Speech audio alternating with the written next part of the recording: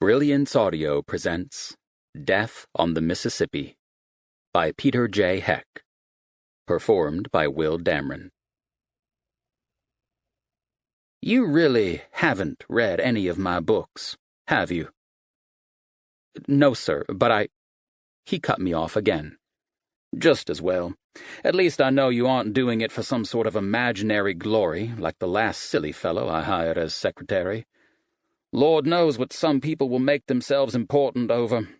I knew a man who bragged up and down the river that he was assistant cook on a second-rate steamboat out of Cincinnati.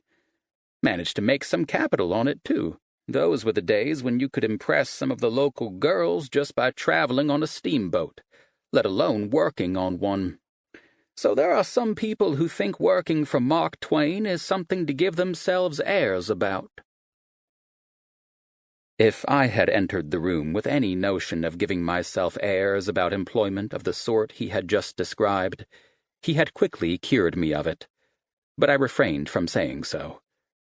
I had declared my intention to see the world, and had no better way to do it while earning my keep than to hire myself out to Mr. Clemens, or someone like him, since he was the only world traveler in need of a secretary to whom I had a letter of introduction. I knew I must perforce accept the position, provided he saw fit to offer it. So far, I had no way of guessing whether he was in a mood to do so or not. I don't mind that sort of work, sir, I told him. Aha, but can you do it? Said Clemens. Have you ever dealt with a theater manager?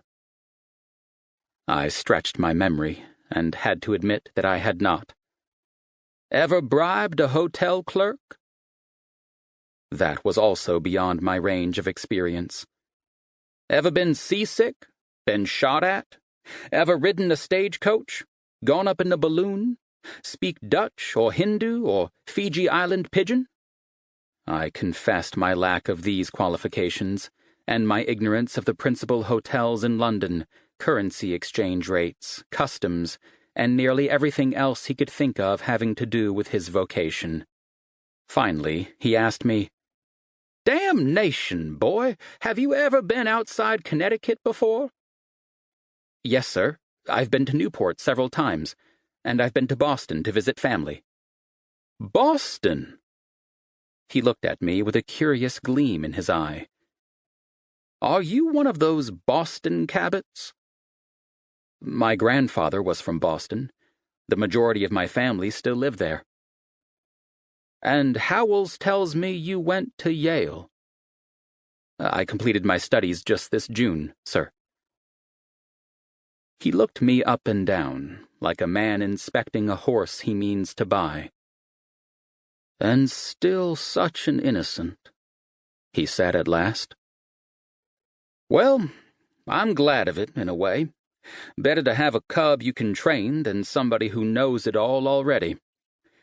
Listen here, Wentworth Cabot, I've half a mind to hire you in spite of everything. Could you be ready for a 7-week journey by Friday? I told him that would be sufficient time. He named a figure for my salary, and I accepted, without further ado.